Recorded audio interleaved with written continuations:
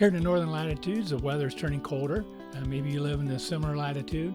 And I like to run all year round. I like to run in the winter. And if you do too, I've got 5 things I want to share with you that are important for you to understand so you have a safe and healthy winter running life.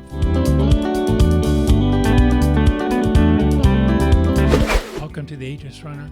I'm Ralph. Hey, if you're new here, I'm all about helping you have a safe and healthy running life at any age, but especially as you grow older. So the first important point is that as we get older, we begin to feel the cold more. We feel colder a little easier. And when I was 40, the cold didn't bother me too much, but now in my late 60s, it seems like I've always got a sweater on in the wintertime. But there's a biology reason for that, and that is we all have a layer of fat under our skin, kind of acts like insulation. And as we get older, it starts to thin out. That's why we feel the cold more. And the reason that's so important for running is that because we feel the cold more, we tend to overdress and we're too warm to go out and do our run. We're going to overheat and get too sweaty. So just be aware you're going to feel the cold more. And that kind of leads to the second thing you need to know, and that is when you go out and do your run, if you're not cold and chilly, then you're probably overdressed. You go out there and dress because you feel cold or easier. You go out there and dress, and so you're cozy warm. You're going to be too hot. You're going to get too warm during your run. Don't do that. So the challenge we have in figuring out how to dress deals with things you need to know, number 3, and that is how we lose heat. When you go outside in the cold is not entering your body. It's not coming that way. Heat doesn't flow that way. Heat travels from warm temperatures to cold temperatures. So heat leaves our body. And that's where the 3 types of heat transfer become very critical in the cold temperatures.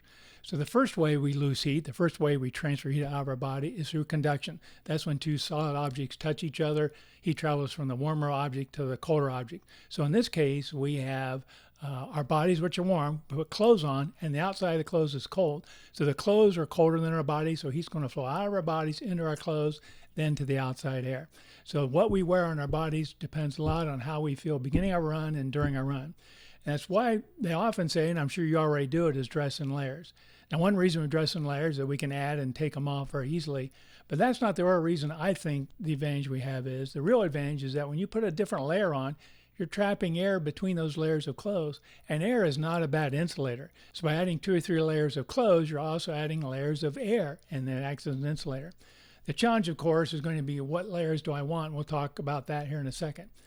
Now, the second way we lose heat is through convection. That's the wind blowing over our body. If we have no wind, we won't lose as much heat as if we have a lot of wind blowing over our body. It's why I often wear kind of a wind-resistant jacket when I go out and run to help block some of that wind.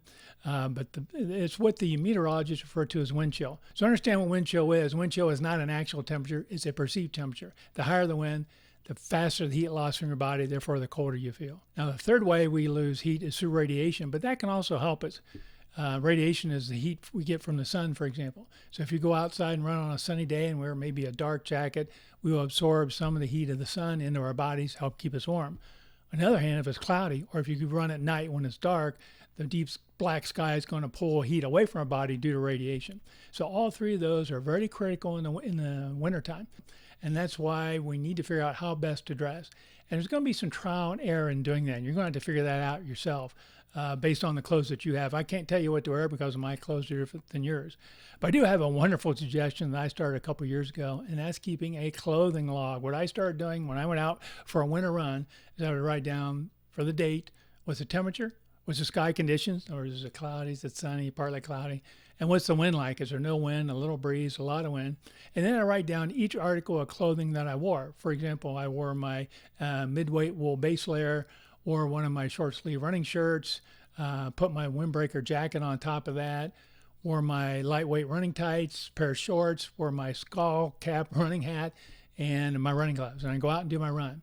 And then when you're done, write down how long you ran, because whether you run for half an hour makes a difference in how you feel. And then write down, how did you feel? How was your body temperature during that run? Did you feel okay throughout the run? Did you get too hot? Make note of that. When I was looking at some of my old entries, I had one entry that said I felt pretty good in the beginning, got too hot at the end, and unzipped my jacket. Which kind of leads to the last thing you want to note in your log, and that is if you were to do that run over, would you do anything different? Would you wear anything different or take something off? I have a couple entries where I said I didn't need that short sleeve running shirt. I should leave it off next time. And what you start to do in building that log up is you get different environmental conditions, different clothes you try. You start to learn what works. And it's also a reference you can go back and look to. So a couple weeks ago, we had kind of a little cold spell. It was maybe 8 to 10 degrees below freezing. I went to my log, looked up a set of conditions that are very similar to the day I was running, saw what I wore, dressed that way, and had a great run. Felt very comfortable. So start that running log, keep track of what works, what doesn't work, learn from that, and use that as your clothing Bible going forward. Now, point number 4, information number 4 you need to know, and that is you're still going to sweat when you go out for a run in the winter, so you still need to hydrate. That hydration is very important to help regulate our body temperature. Now, you might get away with a little less hydration than you do in the summertime. Summertime, you're out there sweating profusely. I typically drink every 15 minutes, 3 or 4 gulps from my water bladder. In wintertime, I'm not sweating as much. I might take 2 or 3 gulps every 15 minutes or push it out to 20 minutes and take, 2 to 4 gulps every 20 minutes. So you could get away with less water, but you still need to hydrate.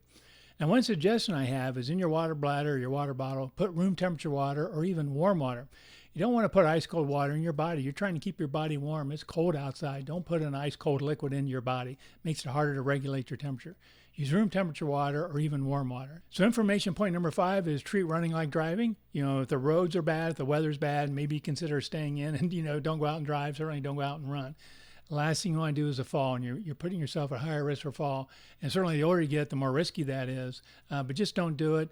Now, if you feel like you do want to go do it, at least do something a little different with your shoes. Wear trail shoes. I have a pair of shoes that Saucony makes called the Peregrine Ice 3 Plus. It has some different materials, different treads on it to help with slippery conditions. I don't run in the snow, but sometimes I'll go out and run, and maybe it snowed a few days ago, and most of the road is clear, but there may be a few spots with still a little bit of snow on it. I wear those just to help give me balance in those areas, although in those areas I'll probably walk it anyway and not chance running. So don't go out if the weather's bad or the roads are bad or the trails are bad. I do have one bonus piece of information. That is, remember, even in the wintertime, if you run during the day, UV rays are out there, so put on sunscreen. You want to protect your skin. You won't have as much skin as the summer. It's mostly your face, maybe your ears or something, but use that sunscreen if you're running out there in the daytime.